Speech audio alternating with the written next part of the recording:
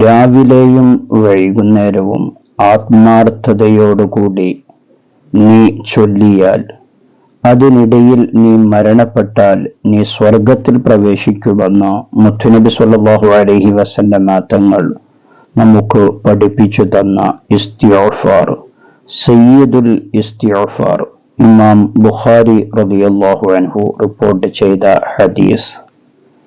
ഈ ദിക്റിനെ നാം നമ്മുടെ നിത്യജീവിതത്തിൽ പതിവാക്കുക. സ്ക്രീനിൽ കാണുന്ന ദിക്റിനെ കൂടെ ചൊല്ലുക.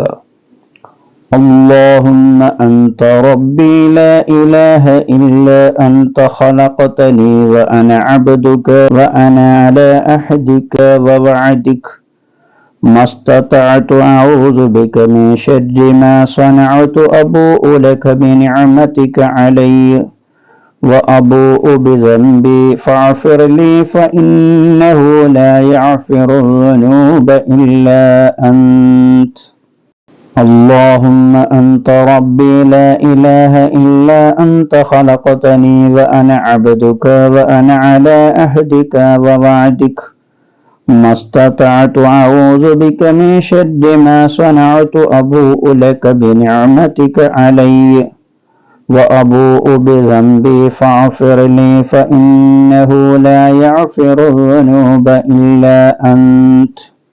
നമ്മുടെ ജീവിതത്തിൽ നാം പതിവാക്കുക, മറ്റുള്ളവരിലേക്ക് ഷെയർ ചെയ്തു കൊടുക്കുക. അല്ലാഹു തആല തൗഫീഖ് നൽകുമാറാകട്ടെ. ആമീൻ ബിറഹ്മതിക യാ അർഹമർ റഹീമീൻ.